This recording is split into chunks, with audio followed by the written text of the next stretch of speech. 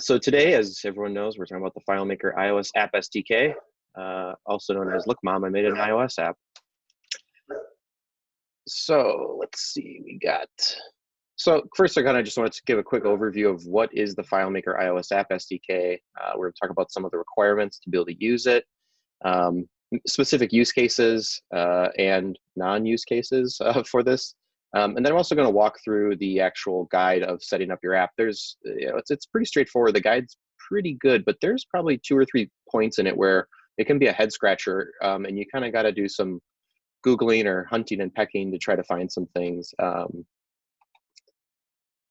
So let's see. So first off, the FileMaker iOS App SDK allows you to basically build a native iOS app using your FileMaker files, your standard .fmp12 binary files. And it does this without actually needing the FileMaker Go app. Now, it's probably in some ways using the FileMaker Go app in the background, as you'll see when we launch and test our app.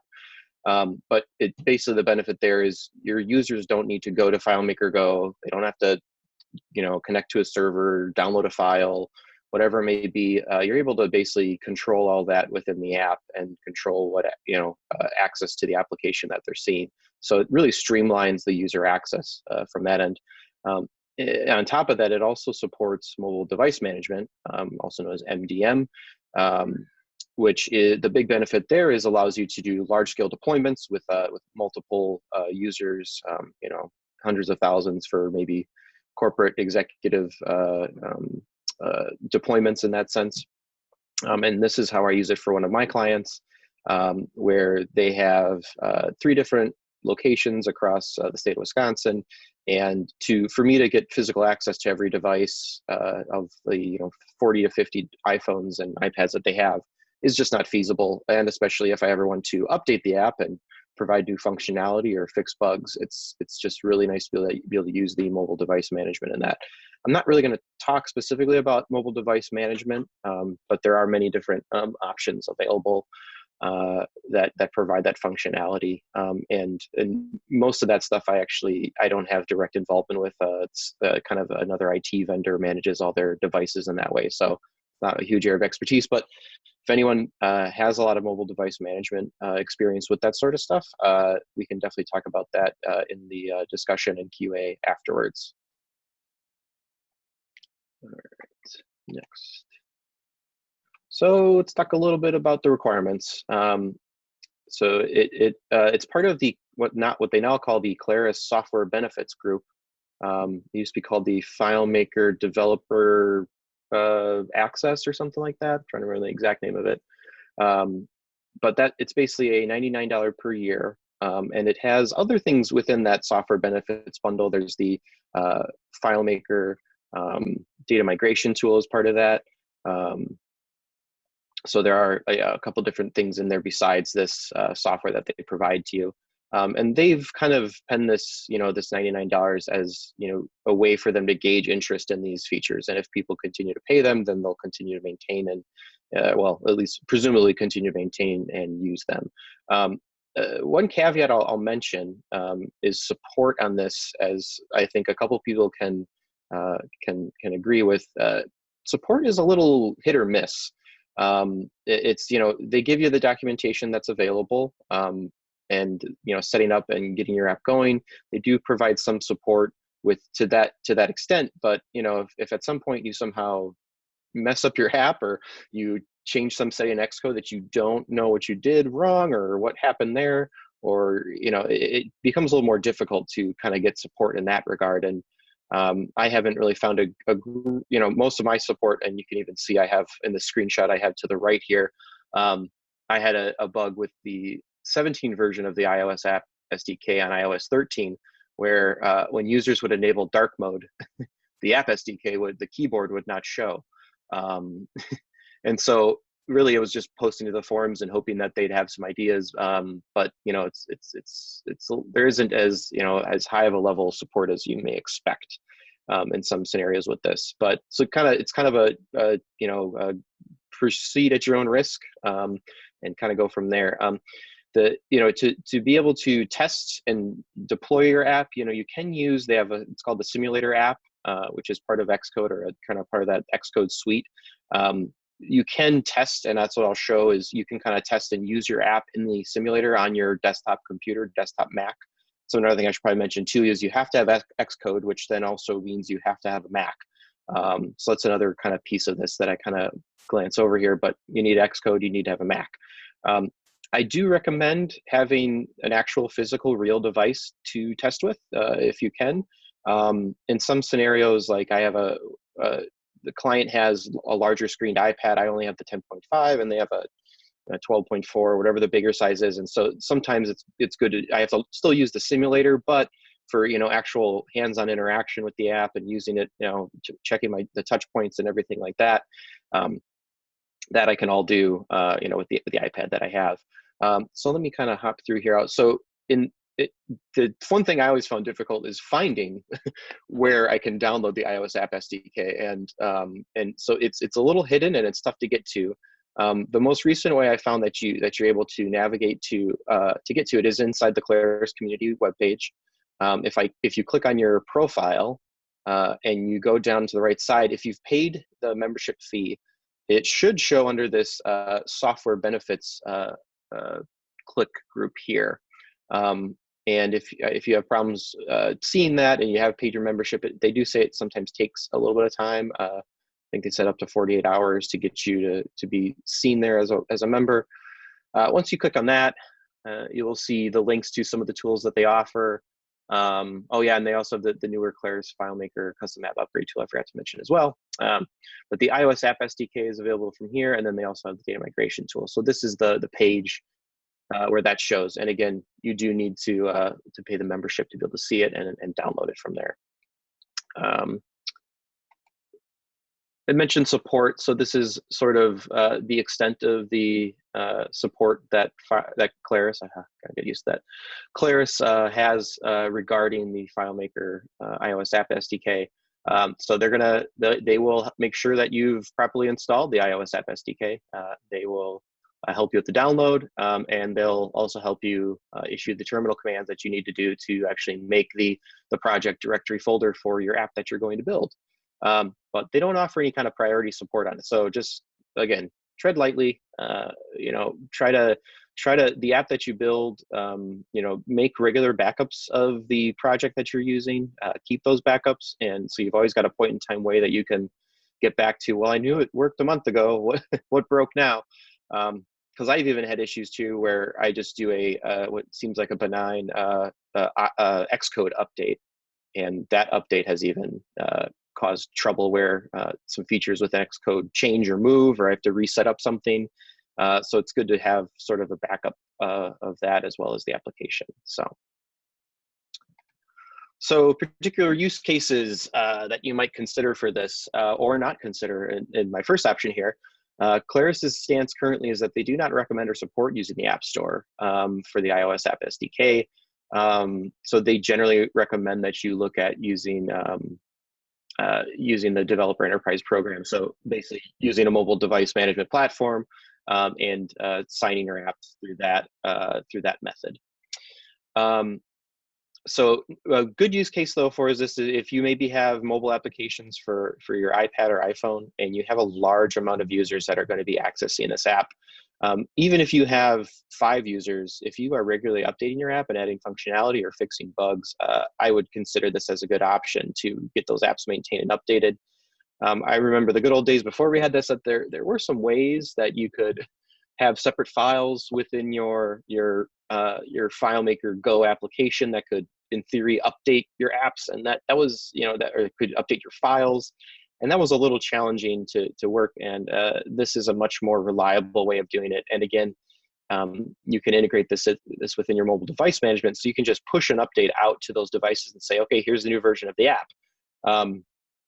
Some things that you should be aware of when it comes to and we'll talk about this more when we talk about the data retention within the applications documents directory that gets created, your little sandbox for your app in iOS. You need to be careful of not deleting data that you maybe need within your application. So there's maybe maybe you want to consider using separation model. Maybe you have a main UI file and a very simple backend data file that's just storing your data, so that you don't necessarily overwrite the data. And we'll talk about that more when we get into the setup and configuration of our application. I'll talk a little bit more about that and show maybe a specific example of what that will do. You can use this to just simply be a dummy opener file that will just open a link to a hosted FileMaker application somewhere on the internet. So even if you don't necessarily want to use this as sort of like an offline sync solution, but you want to have an easy way to manage these devices, you can just have the file be an opener that opens another file, and that's all it does. So keep that in mind. But you can also use it with your various sync solutions, your GoSync, your Mirror Sync, whatever sync you want. Those are all usually compatible with this sort of thing. And there is some level of plugin support as well. I was gonna, after this, send out my slides, if Phil's okay with that. I got a couple of resources at the end with some different videos, meeting links, links to the documentation, links to the download. So it give you some resource available. But this one here is particularly for the Monkey Bread software, the MBS plugin that Christian Schmitz makes and maintains.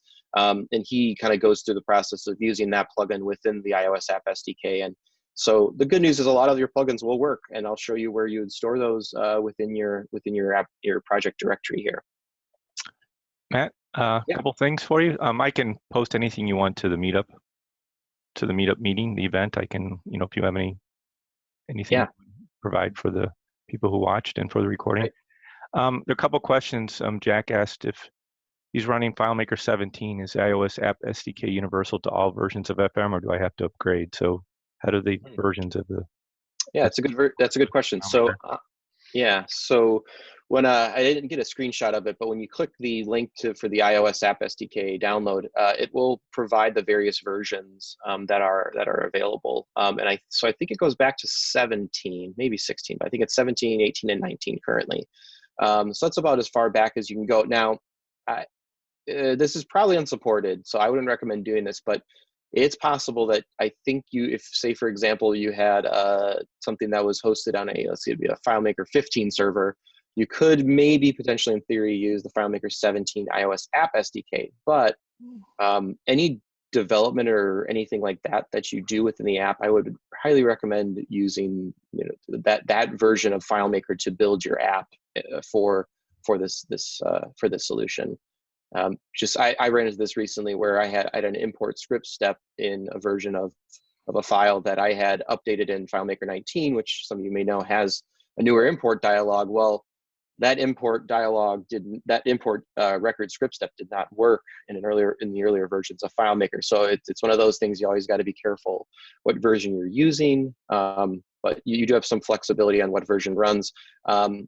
And in terms of what functionality is in there, it's basically the equivalent functionality in the Go version of that iOS app. So certain features might work in earlier versions than others. Okay, and thank you. One other question from Sully was to use Time Machine to help avoid issues with Xcode, or you can use any kind of backup or... Yeah, pretty much. I'm pretty sure almost any backup solution would work. Time Machine would work. We also use Crash Plan, and that would work as well. I haven't really noticed any particular issues for using those regular Time Machine backups for that sort of a method of backing up. So yeah, sometimes I even get worried about my Time Machine backup, so I just I make another backup somewhere else, so a copy of the copy, and make sure that it's working still. But yeah, definitely good questions. That's all. All right. Cool. Thank you. And I do see a comment too from Sully. Just worth mentioning too is that if you're debating between using a sync app or something that's connecting to a hosted solution, by not having that constant connection, you're using less data and less battery life, so it doesn't hurt device performance as well if you're able to use a sync solution. So something else to consider if you got maybe people that are using something in the field in a long day, where they're out in the field for 10, 12 hours a day, and battery life is hard to come by. Using sync solution with a local file might be a good idea. All right, so moving along. So this is sort of just a really high-level overview walkthrough of the summary. I'm going to basically start from step 4 there, using the make project directory command that's available. So a couple things you need to do first. You have to enroll in the Apple developer program. This is also an additional fee. I believe it's also $99 per year. The reason you need to do this is you will likely need to have to sign your applications with your Apple ID that's used for development, so that you can properly deploy them with your mobile device management or what other method you're manually installing it on certain devices. So make sure you have that set up. You're also going to need to install Xcode. Xcode is large to install. I think last I checked, it was like 8 or 9 gigabytes. It is big, and we are probably using less than 1% of what Xcode does with this iOS App SDK. You also then need to download the iOS App SDK version that you need. So those are available from that website that we talked about that I showed in those screenshots. You'll then use a terminal command to build a project directory with that downloaded file, and we'll go through and walk through that. You'll then go into Xcode and configure a bunch of files, set up your solutions and plugin files, and then you cross your fingers and stand on one foot, and you hit the build button and hope that the app builds and runs and deploys, and that any cryptic messages you receive on a failed deploy are easily something you can find through a Google search result. So that's kind of the quick rundown of sort of this process. I would say if it's the first time you're doing this, to run through the building of your project, I would give yourself a few hours to do it. There's a lot of gotchas, steps that might not be clear that I'm going to try to clear up here as best I can. But give yourself a little bit of time to be able to build it and get it set up and running, and then we'll kind of talk about some of the features within that. So we're going to make an app. It is going to be not that cool of an app. Let me see if I can switch my screen share here real quick. All right, and then I'm going to, let's see if I can. You should see a resources folder, it looks like. We're good there, Phil? I was muted, but yes, I see it. Great, thank you. All right, so when you download your FileMaker iOS App SDK, it will come as a zipped up archive that will then open into its specific version.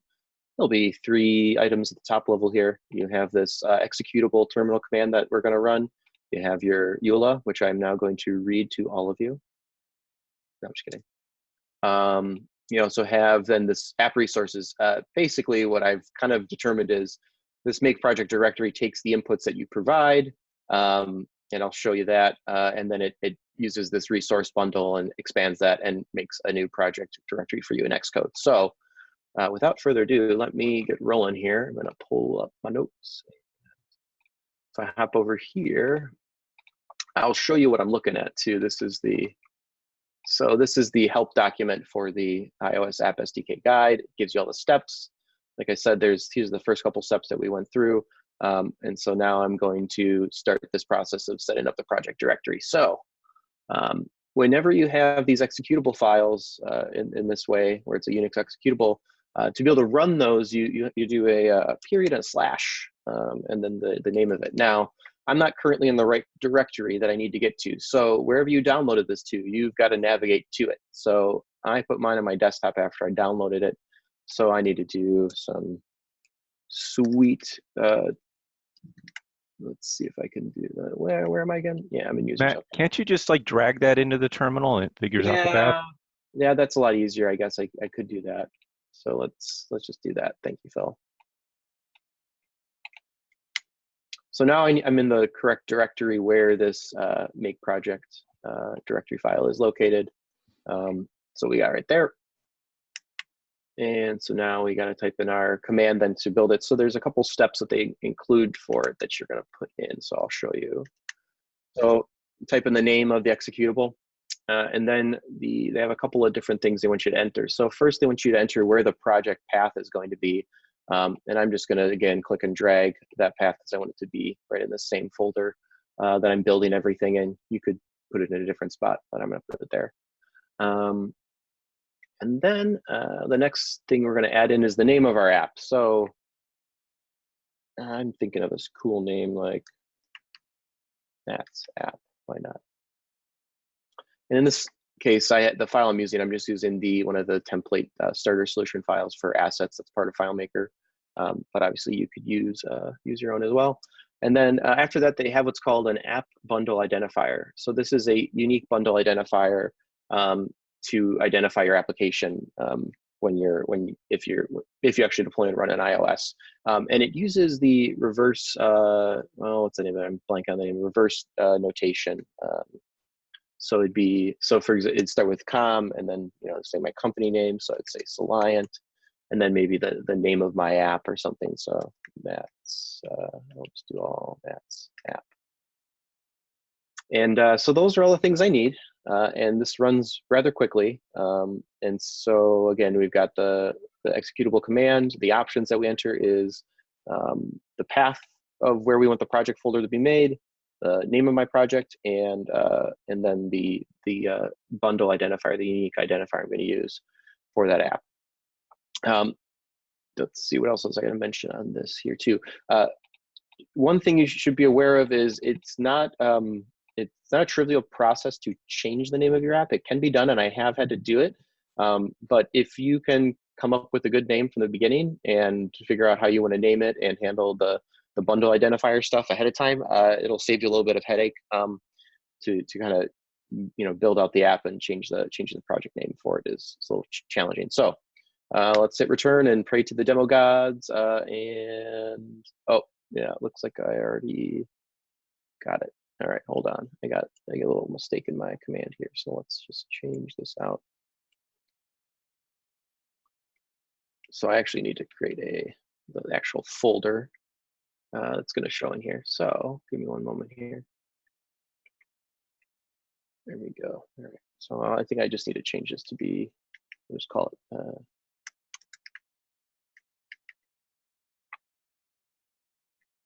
So the actual path or directory has to be a new folder that I'm creating, not an existing folder. So that's I believe that error's populated there for me. So, all right, demo gods, here we go.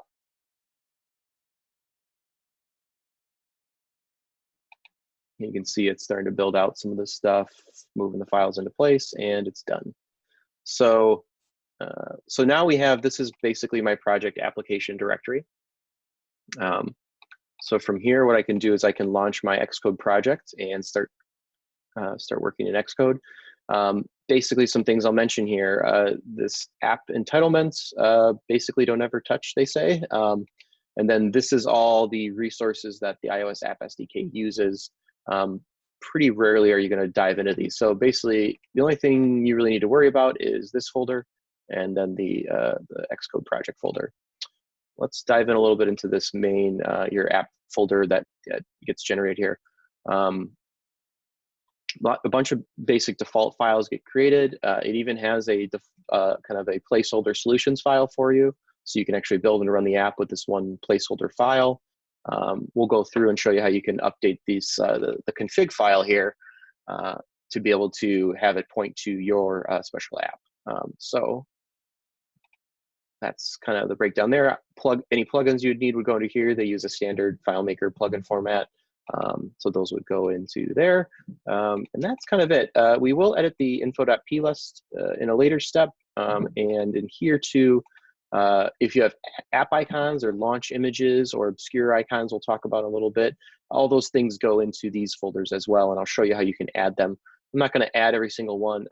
One thing you'll discover is there are many different iOS devices out there, and they all have different screen resolutions. And so you'll see that you actually have to kind of create multiple versions of your icons, which is kind of a pain if you're not very adept at the Photoshop world. But it can be done, and we'll talk about sort of how you can use those and how you actually add them into your custom app, because it's actually not very clear until you do it. So we'll do that as well. So let's open up my Xcode project here. And it's going to warn me and tell me I downloaded this from the internet. Are you sure you want to do that? And I will live dangerously and say yes. So we can see when I click and open that, it basically opens up all my all the folders that we already have set up in our folder directory structure that's set up here. the same config file, our info.plist, our plugins, and our solution files. So what I can do in this case, I can just go ahead and add my my assets file into here, into my solutions folder. So now I have my FileMaker file in there. I can delete out my placeholder. We don't need that. I'll just confuse us further. And then let's see. So we added our custom app in, very good. Remove that one. So now we're going to go in and config the config file.txt. So let me know if this should be pretty legible for most people. Should be good. So let me know though if I need to make it bigger. Looks pretty big to me. Cool. So this config file is a simple txt file, and these hashes here, these are just commented lines. So wherever you see a line where there isn't a hash is actually where the actual areas where you can manipulate and modify this config file. So this is a config file that's part of this custom app bundle that FileMaker provides to you. So it's all FileMaker's kind of specific things for your app. So so this first option here is as a required option is the launch solution file. So you can only specify one file to launch on open. Obviously that file could then launch other files through scripting or through buttons that people click. But this is the first kind of thing I need to change, and I need to correctly type in the name of my file that is in my solutions files folder. And I can save there. An optional step is a help URL. I don't really have one for this app, but if you maybe had a web page or something that you wanted to set up and link, I think this would show in the case of when you deploy through mobile device management, there might be a link for a developer website help link is where that would be used. But again, it's not required, so I will leave it blank. Then we get down to, this is the part I wanted to talk about regarding data retention within your mobile application. There are 4 options available here. So 1, 2, 3, and 4. And so what this is talking about changing this value and what it will do. So basically, if we choose this first option, it means that every time the application runs, it's going to wipe out the solution file that exists. So for example, so this assets file right here, the one I'm providing, what it's actually doing is it's not using that exact solutions file. It's actually creating a copy of it and putting it into this application that you build. It's custom app directory, and it's using that copy essentially. So this is a little a good thing to know, is that if there's maybe some data you want to pre-populate into your solution file, put that into the solution file before you actually set this up, and you can sort of have maybe some tables of data that you don't want to have to sync that are kind of static and large. You could put that stuff in, or if you want to minimize the amount of sync that has to occur, that's some ways that you can handle this. So this first option would mean that every time the application runs, it's going to basically wipe out any local solution files that have been generated, and any data would then be lost. With this once option, it's only going to do this one time, and it's never ever going to copy that file over again. So even if you come out with a new version or a revision of the app, it's not going to ever change that file. The more common ones you're probably going to want to use, in my opinion, are probably going to be 3 and 4, but also depends on the solution you're developing. So the solution files can also be copied the first time the application runs, or if the version code changes. And the version code is something we'll look at in a little bit, and where you can set that. So this would be for, let's say you've got a 1.0.1 version of your app, and you've now came out with a new version of it. You'd increment that version number to 1.0.2. I'll just hop over there real quick so you can see it. So if you click on the high level app, your app file here, this is where you would modify your version and your build numbers. Some people ask, okay, what's the difference between a version and a build number? And I said, that is a very good question. And it's kind of up to you. But generally speaking, a version number is used for publicly released, quote unquote, publicly user released, I guess I should say, user released versions of your software, where a user is going to see it as, oh, version 1.0.3 is now out. I can now update to that. Build versions generally are used for each time or maybe each day that you work on your app, and then you run the build command up here to hit start here to build and run your app. Often that's when you will change the build number of your application. There is no hard and fast rule to this. It is kind of up to you, but that's kind of typically the way that people will manage those version and those build numbers. So by default, as you can see, it's using the build version number changing. Also, no, you can also just type in the number. So if I don't want to try to copy and paste this, I can just type in 3 or 4, whatever it may be, the number that corresponds to it as well here. But you can see this solution copy option and its value. That is another setting that we are setting at this point in our application. So I'll leave it on the build version change at this point, because I'm going to think of this as sort of like a developer beta app that I'm working on, and it's not necessarily something I'm releasing to the public. Maybe when I'm ready to release it to my users, then maybe I change it over to a version change, and then manage that through my mobile device manager when a new version of the app is released. You also have the ability to take your solution files and encrypt them using FileMaker's file encryption tools. So this does allow you then to unencrypt them within this config file here. And that might just be if you have a file that has maybe proprietary confidential information. In theory, a user could take that that application that's on their mobile device, and if you don't have it locked down through mobile device management, they could connect it to a computer. They could pull off that asset file, in this case, this file that's in my solutions directory, and they could, in theory, pull data out of it if it's not encrypted. From here, though, is where we could then add in those passwords that are for that, because this config.txt file is not something that is part of the built binary application that we create for them. So it's somewhat safe to be in here.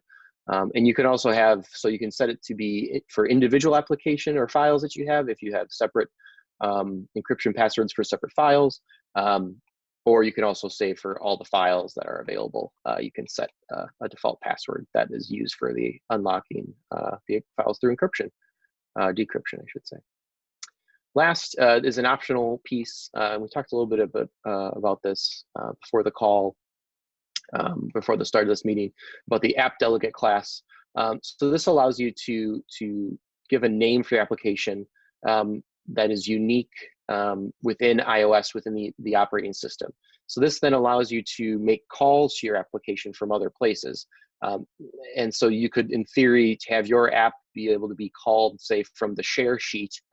That's always a fun one to say, share sheet within iOS, to say, send this information over to my iOS app. This is probably beyond the scope of what I would be able to handle at this point, but it is something you can do if you want to sort of extend out that functionality. Sully also mentioned too, he's looking to use it for sending notifications to your app. So that's another way you can do it too. And they do provide some discussion about in the documentation about what it allows you to do. It also allows you to allow the app to run in the background, which might be useful if you have maybe some longer syncs that are occurring. But they even kind of give you an example of how you can use Swift or Objective-C to run basically a FileMaker script from somewhere else in iOS, which is pretty neat if that's something you got a little bit of experience with and you want to be able to kind of extend the functionality of your application beyond that. And if anyone's had experience with that, I'd love to hear about it later on in our QA and discussion area of the project here. So just be aware of that, what you can do with that. So we talked about the app delegate, great. So I'm gonna, just like a standard file, I'm just gonna do a file save here, Command S, to save all these changes that I made to it. Again, this is optional, so I'm just gonna leave it blank. In theory, I could say Matt's app, could say like, and maybe do some unique numbering or something on the end of it to make it my unique little app delegation class here to keep track of it. So the next area we would go into is our custom app media assets here that we put together. So there are 3 categories that we need well, we don't need to, but it probably makes our app feel a little more native if we do fill them in. The app will run just fine if you do not put these in, and I actually won't, but you should see this so you're aware of it. So these are all the different dimensions and size of icons that need to be added for your app. So this is the actual app icon that shows on your home screen. So you only though need to add it for the application versions or the versions of an iPad that you are actually going to support. So in the case of, say, an iPad or an iPhone app and what version of iOS they're using, it looks like obviously there's been some revisions to what scaling of iOS apps have occurred over the time on these app icons. So just be aware of which one's which and which ones you actually need that might occur for your app specifically. And same thing for launch images. So the thing I should mention here is how you actually add these. This is where it isn't really apparent. You think, oh, can I click on it? Can I right click? Oh, I guess I can add a new image set. The easiest way I found to do it is just take and I'm gonna use this as my launch image here. Just take your PNG file, it should be a PNG. I just use click and drag it in, and that's how you add in those images. Is kind of the easiest way I found is just create the images and then click and drag and add them in. FileMaker will give you an error if it's not the correct resolution. So make sure this PNG that you upload is 29 pixels by 29 pixels. And same for all of these. Make sure and in this case now we're down to points. So make sure that those all match at what needs to be done for those specific apps. That's a little gotcha that you might run into that will occur. So just be aware of that. So that's the next step, is adding in all those resources. Again, you don't have to, and you'll see how ugly my app will look because it's going to have this kind of prohibit symbol on it. So it definitely makes you seem like you don't want to launch the app. But just be aware that's where you then would add in all those referenced media files from there. As you add those in, they will then show into this folder here. You don't want to manually manage this, but just be aware that FileMaker is then going to maintain, or sorry, not FileMaker, Xcode is going to maintain these things for you, and it's creating little JSON snippets of which files for which. And so this is something you don't really need to manage manually, but it is visible. So you could, in theory, manually add your files and manually modify the JSON, but by you clicking and dragging it in here, it sort of does all that for you. So that's kind of makes it a little bit easier for you there. So let's see, create our image. We got to update for accessing external information. All right, cool. So humming along, we got about 5 more steps in the process, and most of them are pretty simple steps here. So, so if your app needs to have access to different hardware on your iOS device, say the camera or the microphone, you need to explain why that you need to have that access. So if you go into, let me find the right spot here. Let's see, it's under Xcode, custom app resources folder, and the info.plist file. There we go. All right. So this info.plist file, here are all the privacy-related settings we'll need to change. Now, if I'm not, say for example, if I don't need to use the camera, or I don't need to use Face ID, or I'm not using location, you can clear these out and remove them. Basically what these control is, if you remember on iOS, if a dialog appears, like let's say for example, you have an app that says, here's a button to take a picture. The first time you do that in any application, there's a privacy screen that's going to come up and say, hey, are you sure you want to have this application have access to your camera, or say it's your photo library or a microphone? You have to say, yes, I allow this application to do it. And you may notice in little text below that, the app has the ability to choose their own little custom text that they display for you. So the app can kind of plead their case on why they need access to your photo library. And so, so in this case, I'm going to add a couple here that says, we use your photo library to upload images to our company application. Something like that. I don't know. I'm sure you can come up with a better one. If you don't need any of these, you can just clear these out and not use them. So I could clear out and delete them. I'm just going to leave them as default. I'm not going to waste my time to type all these out right now, but just be aware of what you're able to do here. So that's what you need to do in regards to setting up that information. I'm going to hit save at this point to make sure that that's updated. And then here's another little bit of a gotcha as well, is there's some capabilities of enabling support within iCloud. I think I've been able to build apps without having to enable this, but I'm going to go through it anyways. there might be some benefit to doing this. I could see maybe, I haven't tried this, but I could see maybe some way you might be able to use this app across multiple applications and might be able to sync using your iCloud account. That might be interesting to see if that works as sort of like not necessarily a sync solution, but a way to get to the same data between mobile devices.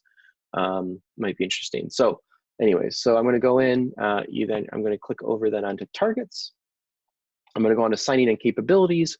And in this, and I'm guessing the documentation is just outdated. They say click on capabilities at the top of there. It's now called signing and capabilities. And then it talks then about clicking on enabling iCloud. Now you're going to look really hard here and you're going to say, there's nothing here for iCloud at all here. And you will be correct. Doesn't exist. It's not there. I wonder what happened. Oh, I have to click this button that has these cryptic icons. And I think I can type in iCloud, but I'm now going to add a capability to my app that is for iCloud. Now that's not in the documentation at all, so be aware of that.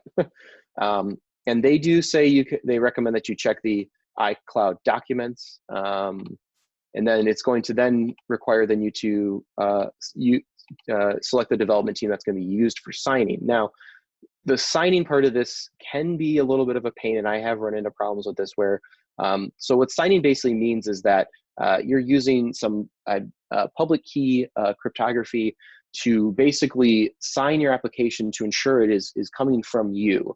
And so this is the part where you have to have an Apple developer account because you have to create these keys, and Xcode can manage this process for you manually to some extent.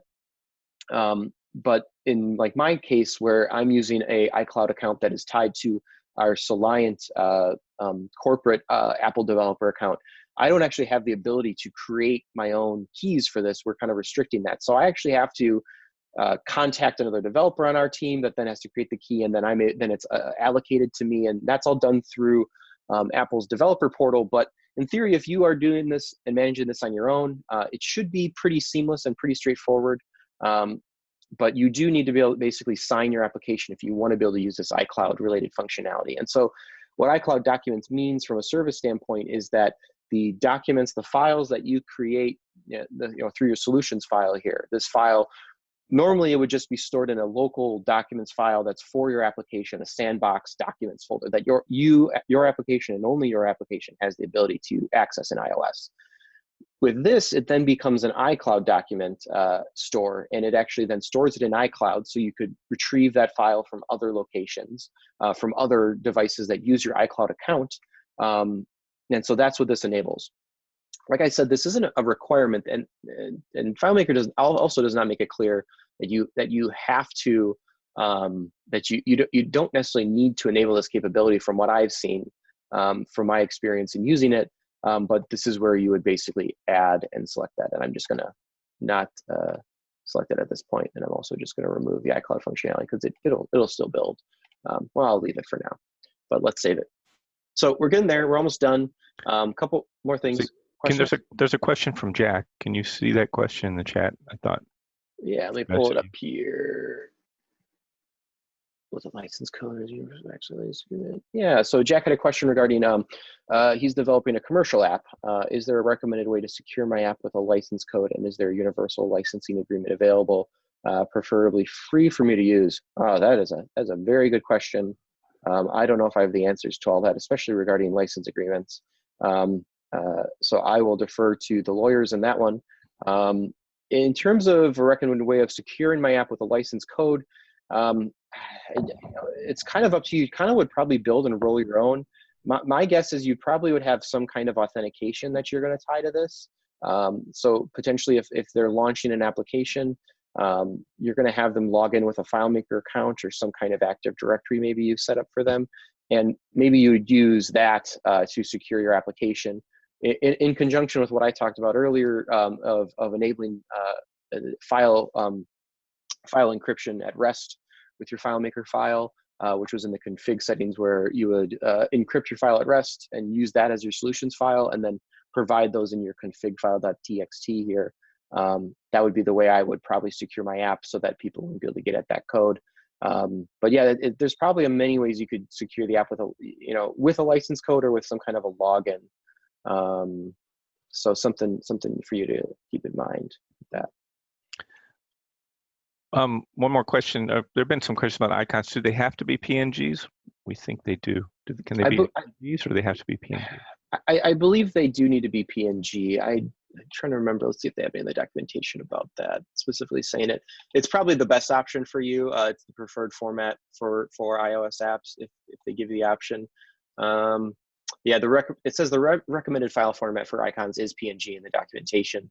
It does not say that it's the only format, but I would probably say that is your best bet. And it's, like I said, it's the preferred format for iOS icons in this case. So yeah, anything else?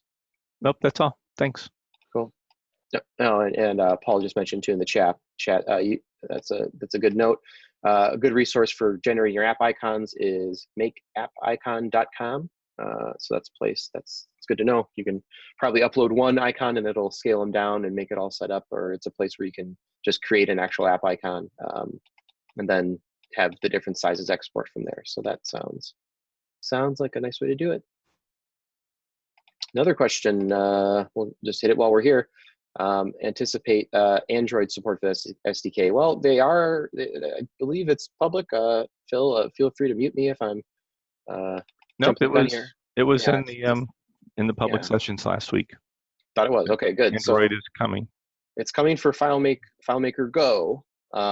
Now whether or not that will actually come across as a Android app SDK, I don't know if they've announced that. Phil, you can maybe clarify that. No, I haven't heard anything about that. They said very little. They just said that they're going to have support for Android, and I think it's not really FileMaker Go on Android. It's just you can run apps in Android. They didn't say how or what that's going to or when.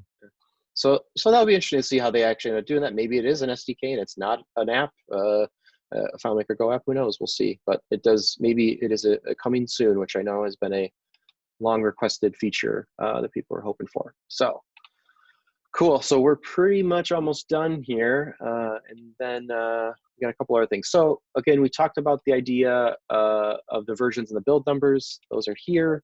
And I'll demo an example of incrementing the build number and what that does with my data that I maybe have created in my app session.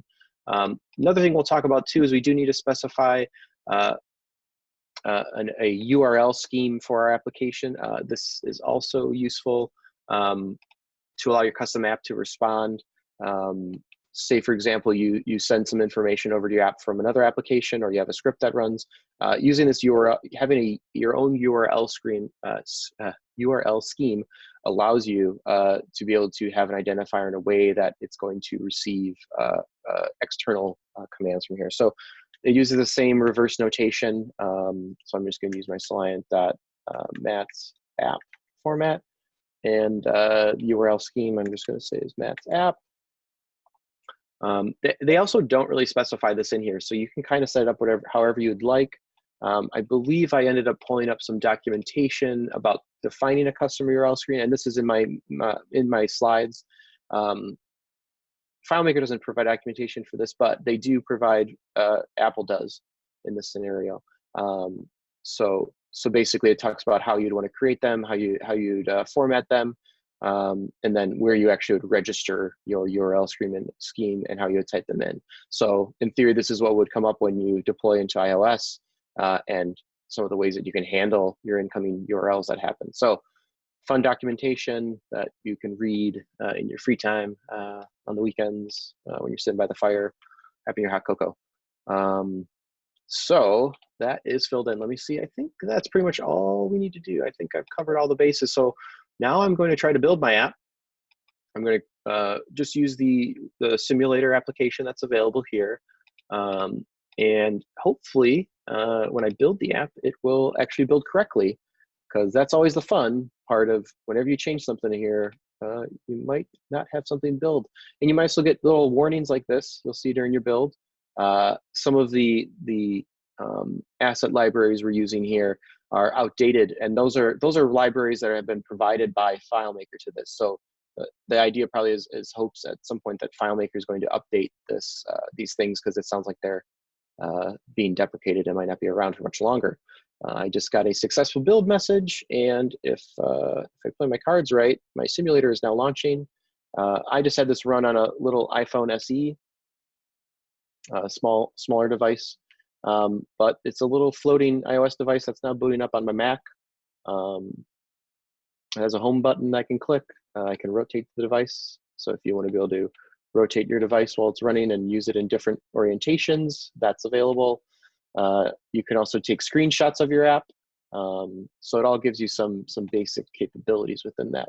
So oddly, this didn't look like it worked too well. So I'm going to click back out. I'm going to launch my app again, and nothing's happening.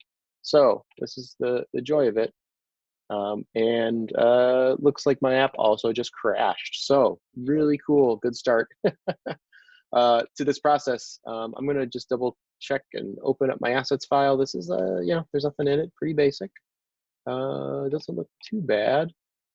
Let's see if we can. So then they give you these, specific areas maybe where it's errored. Not usually too helpful, I found, but sometimes you can Google some of this stuff and maybe you're able to get a better idea of where it's failing. Key value pairs, call stack return, anything exciting, a little bit digging, reason.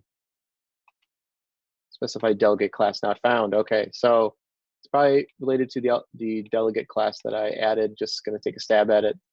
Let me go back out here and probably just gonna remove this and get rid of it. That's probably what I did. So I'm going to hit stop on here. Also, I'm going to switch to an iPad so we got a bigger screen we can work with. With the sweet new iPad, build it up. Let's try it again. So this is kind of the fun part of building your app in this, and sort of where some of the support kind of goes away in this case.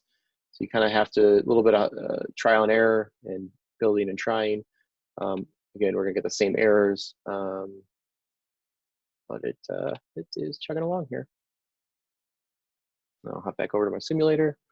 Yeah, it's now gonna launch up a iPad Pro for me. And there it is, and there's my app. And it launches, and what do we get? Hey, it worked, hooray. So now I can go in and add some data, add a record.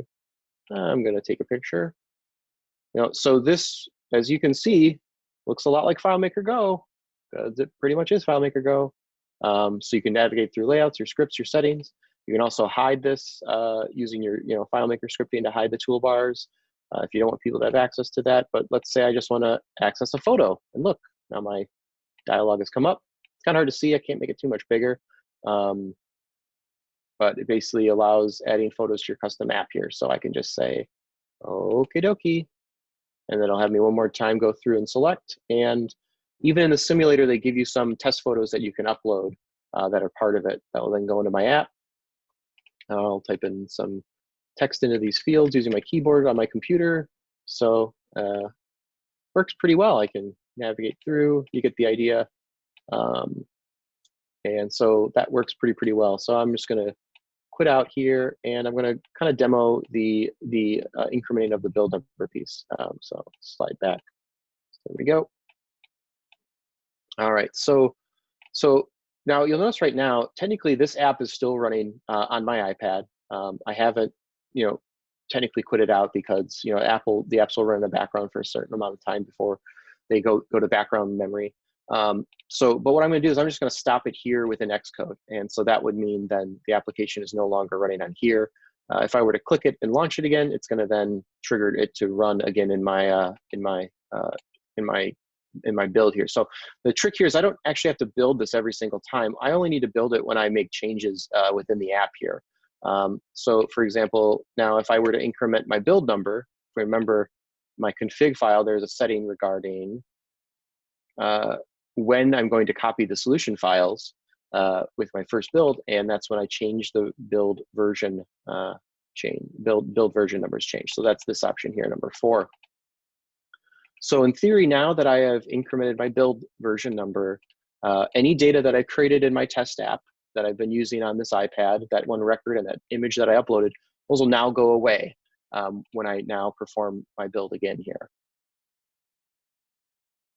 And so my build has succeeded. The app is launched automatically over here, and it'll open up, and look, I don't have a record, I don't have an image, there's nothing there. So just be aware of that functionality, and the way that you configure and set this up will probably depend on whether or not you are using an app that is currently being used by your end users in production, which I would probably say generally you're then going to use the version change as your option here, and then otherwise you use your build increment option here as well. And again, like I said, it is kind of open up to you. I do know that the specific mobile device platform that we're using for the apps that we've developed for this one client, it has to use the version number to increment because of it looking to see if there's a new version number. It doesn't really look at at least the way they configured it, it doesn't look at the build version change that could occur there. So just be aware of that's how you can, in theory, overwrite data that's on the device, for better or for worse, if you want to or if you don't.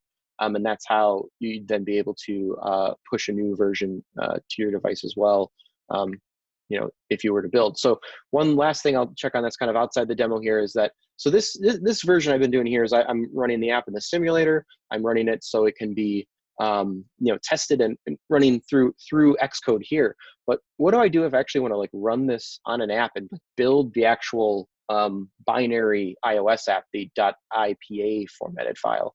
That process is a little different, and it's not too obvious how exactly you do that. So I'll show that real quick if we're still good on time here. Yeah, it looks like I got a couple more minutes we can get going here.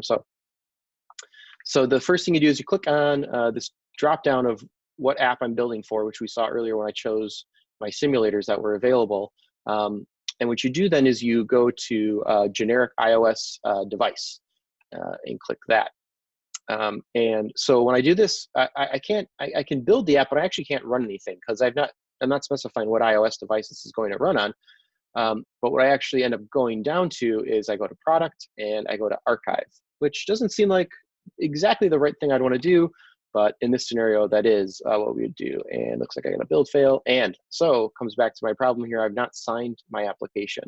So again, you got to have your application signed by your Apple developer account. Let me see if I have. I don't know if I actually can. It probably will fail. Yeah. So maybe I can't actually demo this now I think about it. So maybe what I'll do is, yeah. So I was able to create it with my Soliant account. And I can go back onto the website later and remove it. So now what I'll do is I'll go back in, I'll archive this, and it still failed. Fun times. So you can have other issues like this where your developer team does not support iCloud capability. So okay, that's probably because I added in that iCloud functionality. So let me just clean that up real quick. That was under here. And with sign-in capabilities and iCloud, and I'm going to remove that. Let's see if that gets me anywhere.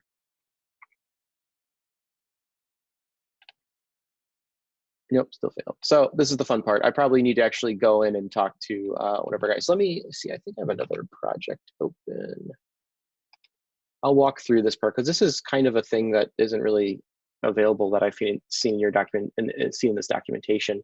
So I'm going to open up the other project file that I have real quick, if that's all right. You can see sort of the process for pulling this in. All right, so let me get to the right screen.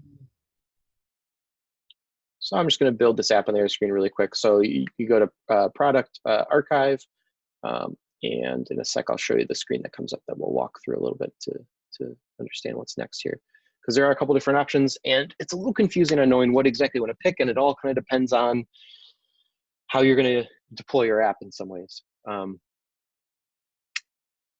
So let's see. So then I'm going to choose this here. All right. So a couple different ways I can do this. So I can do this through App Store Connect. This is where you'd basically be able to, use what's called Test Flight, which is Apple's beta testing program that you can basically allow users, specific users, test your new version of an app, and they can provide feedback for your app through that, and you can collect data on that testing, or you can go through the App Store. Again, we kind of talked about that you probably don't want to, especially with all the things going on right now in terms of violations of the App Store policy, you probably don't want to trust too much that you're going to be able to get this deployed because it does go through a review process. So there's some other options here though. You can do an ad hoc deployment where you can install it on designated devices. So if you just have like 3 devices you want to install on and that's all you need it for, you can do kind of an ad hoc individual install and put it on those devices and authorize those devices to have that app. You can also do a development version where, let's say, for example, you would actually do a full-on dev deployment that's not going through Xcode and not going through a connected device within Xcode. You would do development, but most likely what you would end up doing, especially if you're using mobile device management, is enterprise. It's going to then check your signature. It has this option for app thinning, which isn't really going to probably help us too much. But the idea being that you have the ability to only support certain devices, so you can make the app more smaller and compact, easier download, and then. But in this case, we probably don't really need to do that. Our app's gonna be pretty small in size. I'm gonna automatically sign the application. It's going to check those signed things, and it looks like my provision profile. So again, the fun of this, I can't really show this completely, but this is something I would talk to my admin about building apps in this case, and making sure that I have provisioning profiles for these given apps. So just another thing to kind of be aware of. But basically the next step is then I'd hit next. It'll then create an exported bundle of your application. And it will then create a little .ipa formatted file, which is the standard file extension for an application within iOS. So that's kind of how you'd step through that. Is you want to use the enterprise deployment as your option there, and then sign it off on the app and then exporting it out. And so that's the way you'd actually build a bundled application that you would then be able to share that through a mobile device management. Let me see if I can go to the correct screen here. Hop them back over and share. Close that out. Let's see. Try one more time.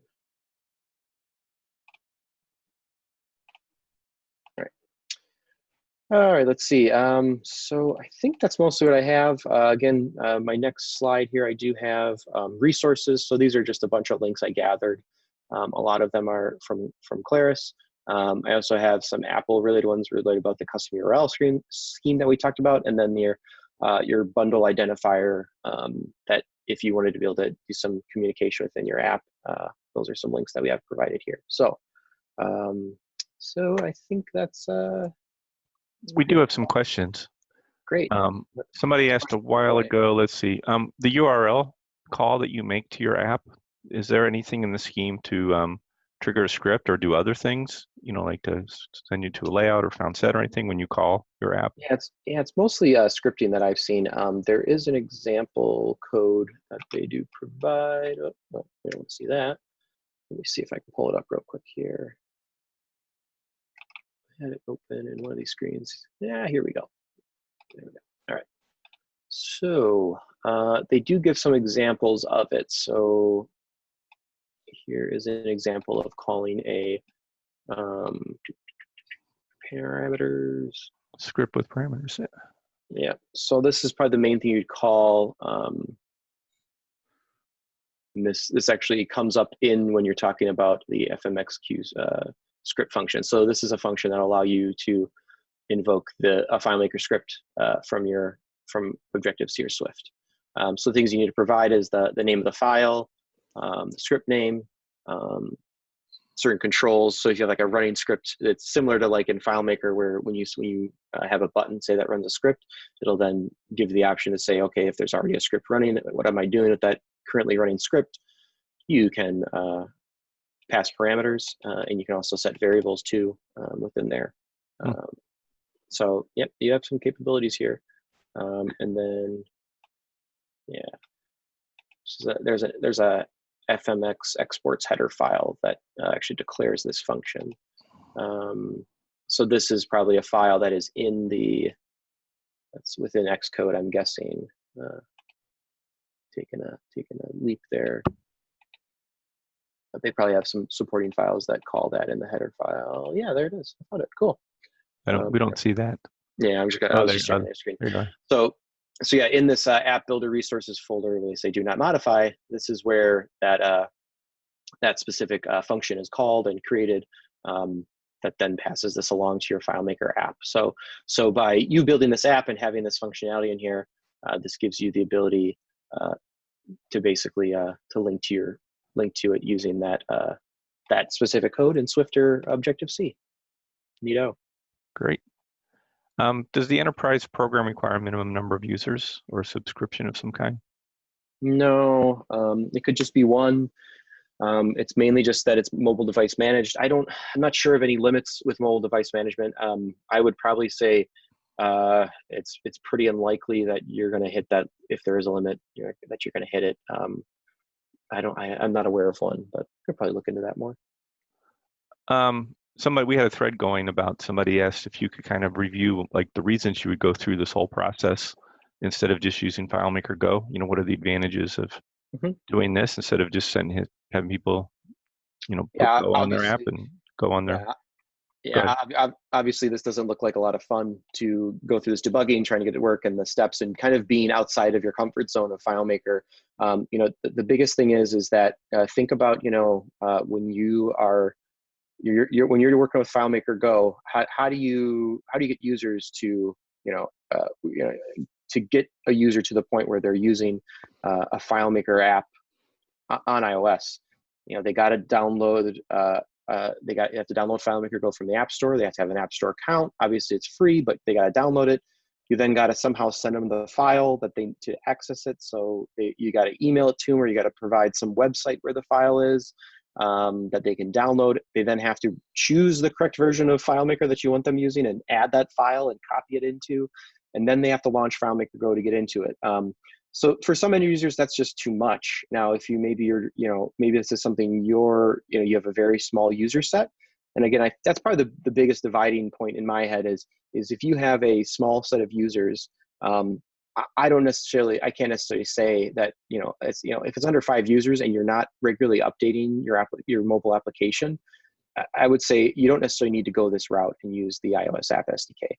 If you're dealing with multiple devices that are with users that are not all in the same place and you're regularly making improvements to your app, I think the iOS App SDK, although there are some challenges and there are some things that you're going to have to learn, it's, as you can see, I was able to get an app up and running, fairly quickly over our time here. And so that's the thing I would say is you're a little outside your comfort zone, but it is doable. And if you want to make it as easy as possible for your users from their standpoint, obviously it's harder for you, but it's easier for them to be able to download the app, run it on their device, be able to receive updates for it. I think the iOS App SDK is a great way to do that. So, right. Also, you have to know what users I'm just jumping in here. The users that you have, like my favorite example is the user that doesn't understand that the shift key is an easier way to type a capital letter than pressing the caps lock key. Right? We've all had a user like that here or there, but there's no way they're going to make it through the process of signing into an application in FileMaker Go unless you take their phone from them and do it for them 5 or 6 times. So it's easier just to push the iOS app to their phone with MDM than it is to mess around with any of that. Mm-hmm. Right? Definitely. Yeah. Yeah. Cool. Any other questions or any other discussion points? I definitely like to hear some people's experiences if they have used the iOS App SDK, some of the pluses and minuses they've personally experienced as well too. Right. I'm just kind of getting into it. So one thing that I'm trying to do is trying to get push notifications into the SDK, and that means writing an app delegate for for receiving the notifications in the background, right? And the idea is you're trying to send text messages to the phone to have them display in a different application than iMessage. So, it's not necessarily an easy thing, but the reason that I'm doing it is this just goes back to the question we were just talking about before, is if it's easier to use iMessage, then people will just use iMessage. But if it works as well as iMessage, then that's awesome. So if I'm thinking about opening FileMaker Go, I open FileMaker Go, I make sure that I'm logged into the right server, I make sure my username and password are correct, and about 15 to 35 seconds later, I can finally see my messages. And I'm only going to ever see new messages if I open FileMaker Go. There's no push notifications, there's no messages in the lock screen or banners or sounds or little red numbers on the application that say how many messages have come through until you open FileMaker Go. So by writing an app delegate and configuring push notifications, I should be able to do that in the background rather than rather than having to have a user actually open FileMaker Go and spend 10 to 15 to 25 seconds trying to get to the messages in the first place. So, and that kind of goes back to what the previous question: why would you go through all of this trouble and all this pain to do this? One thing that I did want to ask you about, though, the URL scheme thing, does it trigger in the background? Like, can I just put the app on my phone, and then if I send I send a request to that URL scheme to run a FileMaker script, is it going to open the application and run it, or does the application have to be open already? My understanding is I personally haven't tried it, but I wouldn't think it was that it would open up the application and run it. Kind of similar, like, when you click it's the same idea. It was like when you click like a mail to link URL in a website, it's going to open up your default email client, whether or not it's open. It's the same kind of thing. I would think so too. I would agree with that. It seems like it should. Right. Well, that'd be cool. That could be a way to completely avoid having to mess with push notifications at all, and then you can just use the script step for the local notifications that came out with FileMaker 17. Yep, right. That's a good point. Yeah. Yeah. Matt, I have a question for you. When you're running these updates, can you save data that's on the device, in the current version of it, or how does that work? Yeah, that is a kind of a tough thing. So the app that currently what we do now, the way the apps I have right now set up, they're a single file solutions, and so probably if I had the opportunity to make some changes, I'd probably consider a separation model to make it a little bit easier. But even then, there might be some scenarios where your data model does change and you need to add new fields, and so it does kind of. It's a tough thing. So in this case, what we've been doing is we sort of have scheduled deployments that we're doing, scheduled updates for this client, and we basically have a cutoff date saying, okay, if you haven't synced by Thursday at midnight, you potentially would lose any unsynced data that you have. So that's and so basically what will end up happening then is when the new update gets installed, it's going to then replace that data. And essentially start from scratch again. Right. So yeah, that's a tough piece I haven't fully yet fleshed out. I'd be curious to see what other people maybe are doing, or if that's kind of the best option is, especially if it's a sync solution where you may potentially have local data that exists nowhere else. Couldn't you, that kind of goes back to the idea of doing push notifications or URL stuff, right? I mean, if you can send a command through the URL or through some sort of notification to the phone, you should be able to trigger something inside your file to send the information back to your server, and then you can save all the information before you blast everything that's on the phone. Yeah, that's a good point. That'd be cool. Right. I was doing something, this is back in 2013-14, where we had this iOS app, ran on FileMaker Go on iPads, and we would send out a new version every month, and we got that part to work, where we could do an update. They would go log in, it would check on a hosted file somewhere and see what the latest version was, and it would download the new one and overwrite their old one. And we really never could get it to work where it would save data that they'd put into their version. That was really hard to do. It was a pretty convoluted script to do the updater anyway. And picking the date, we only wanted a little bit. We were loading a file that had like just 200 megabytes of static data, charts, and all kinds of numbers. But we wanted to keep some notes, and it just wouldn't work all the time. The notes would be saved and to put back into the new file. Right. That was that before the FileMaker Data API? Oh yeah, this is back FileMaker 13. Yeah. 14 maybe. Yeah, nowadays I would just push that information through the data API. Right. Definitely. Yeah, we were trying to save it for that particular user too. So we weren't necessarily wanting to put that back in the whole system, but like here are your notes, put your notes in your new version of it. And that was, just couldn't get it to work every time. Yeah, it gets tricky. You have to save it in somewhere, something global, like outside of FileMaker almost, and then put it back in. Any more questions? Anybody else have anything you want to talk about? Yeah, anyone with other experiences with the iOS App SDK, good or bad, or thoughts?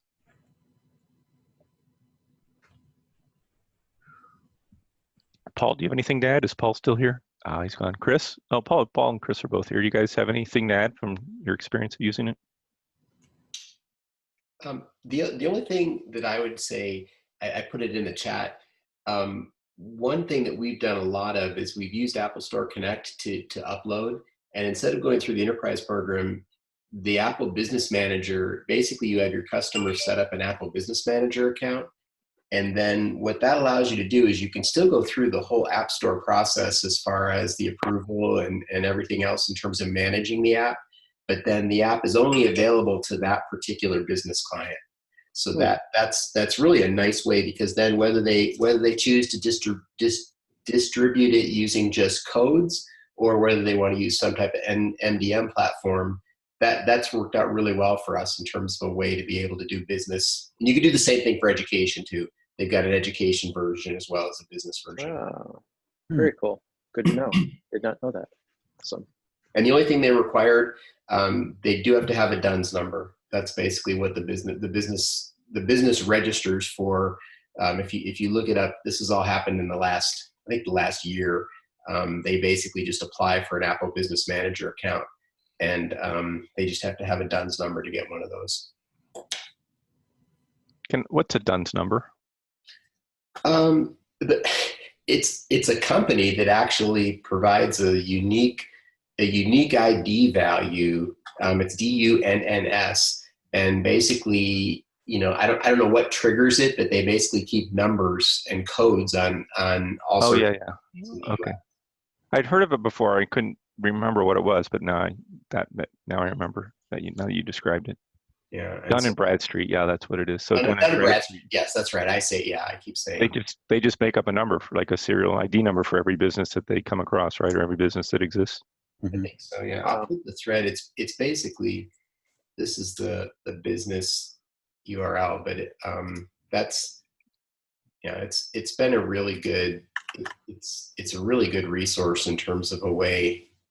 You can just click on enroll your organization. You can see you can do it right on a one screen page where you just put in your DUNS number and then. Nice. Great info. Thank you, Paul. Well, I want to thank Matt for doing his presentation. It was really good. So much information, and you really walked us through it really well. Gave us a really good guide to how to do this process, which is not something that's easy to do. I know that. So Thank you so much for doing this. And thank you, Matt. Very much appreciated. Thanks for having me again.